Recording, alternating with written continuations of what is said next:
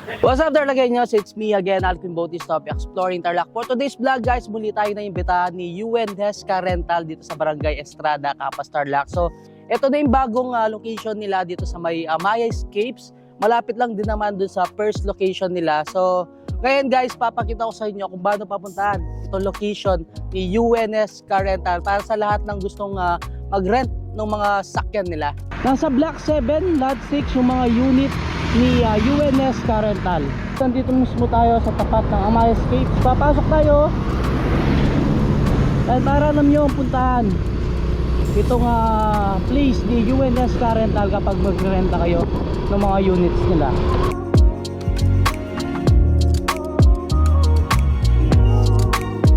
Pagdating nyo dito mismo sa gate, sasabihin nyo sa mga guard na Block 7, Lot 6 sa UNS Car Rental, and then mag-iwan kayo ng ID nyo. Okay guys, pagkalagpas nyo dito mismo sa guard house, so kakaliwa kayo, and then ayan, diretso lang, tapos makikita nyo itong sales office nila, and itong dalawang kanto, so mag right side kayo, so makikita nyo itong Kapinahin Street, and then ayan, Kapuyan Street. So pagkatapos dito sa Kapuyan Street, eto na first unit. So second unit, eto na yung UNS Car Rental. Meron silang isang unit dito, itong Toyota Rush. So pwede nyo rin i-rent ito, 7 to 8 seaters yung pwede nyang masakay. Ayan.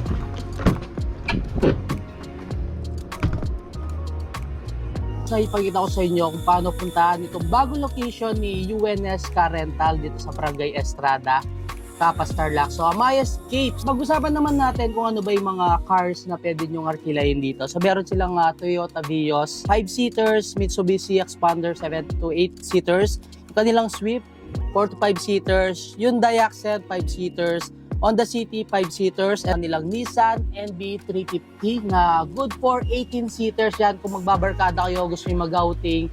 So may maarkila na kayong 18 seaters dito sa UNS Car Rental. Meron din silang Toyota Rush na 7 to 8 seaters, and syempre yung kanilang Dominar 400cc. Sabi ko nga kay madam sa owner is next time try natin yung Dominar para maipakita ko sa inyo, kaso lagi siyang fully booked. May napili na kayo dun sa mga cars na pinaparenta ni UNS sa Car Rental. So pag-usapan naman natin yung step by step, paano ba kayo makapag-rent sa kanila. So first, kapag nakita nyo sa kanilang Facebook page, pwede nyo silang kontakin for booking and inquiries. And kapag nandito na kayo sa may Maya Escapes, so ito na yung magiging agreement nyo. Nakasulat naman dito lahat ng mga information or details. So una, yung renter details.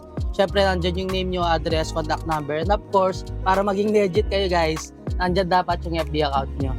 Syempre, meron tayong vehicle details, kung ano bang car unit yung rerentahin nyo dito. Tapos, rental period, pinaka-importante yan guys. Meron tayong nakalagay dito yung start date and date, yung time, tsaka. Then, meron nakalagay dito na remarks. Extension, hours or days, pwede rin naman. And magdadagdag kayo ng another amount dun sa rerentahin nyo. And then, rental rate.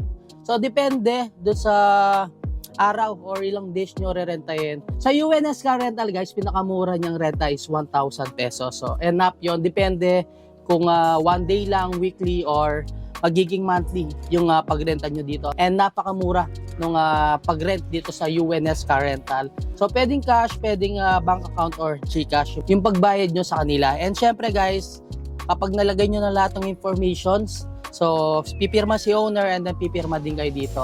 And yung pinaka-importante, ano ba yung kailangan kapag magre-renta kayo dito sa UNS Car Rental? So, kailangan nyo ng 2 valid ID, proof of billing, at isa sa maganda dito sa UNS Car Rental is wala silang security deposit. Magkakaroon sila ng office dito sa ilalim ng kanilang unit. So, pwede rin kayo mag-order ng kanilang mga shake. And meron silang clubhouse dito guys. Habang naghihintay kayo, at pumipirma kayo ng agreement habang pinapaliwanag sa inyo guys, pwede kayo mag-order ng kanilang mga snacks and drinks. Itong kanilang Nissan MB350 na 18 seaters, ayan, actually lahat ng mga units nila ngayon is na nakarent sila, kaya hindi natin maipakita sa inyo.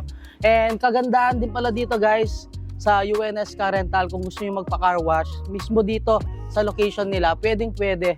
So kung malapit kayo dito sa Maya Escapes, yan, sa mga followers natin dyan, pwede kayong magpa-car wash din mismo dito sa UNS Car Rental. Much better guys, no, kung may mga lakad kayo. I think 5 to 7 days ma-advance yun yung unit na arkelahin nyo kasi laging fully book itong si UNS Car Rental.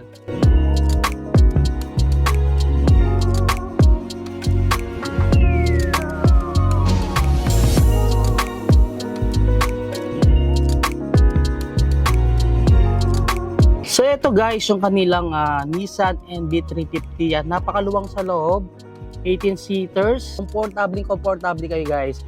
And syempre kapag dito kayo sa UNS Car Rental renta, napakamura na ng renta and secured pa kayo. Hanggang dito na lang. Don't forget to subscribe, like, comment, and click the notification bell para updated kayo sa lahat ng videos ko. And of course, huwag niyo kalimutan i-share ang video to para makita din ng mga ibang Katarlakeños natin dyan na naghahanap ng mga sasakyan na pwede nyo gamitin sa mga outing nyo or mga business trip. So, mura at sigurado secured pa yung mga sasakyan nila. Marami silang mga bagong unit dito sa UNS Car Rental. So, until our next vlog, peace out!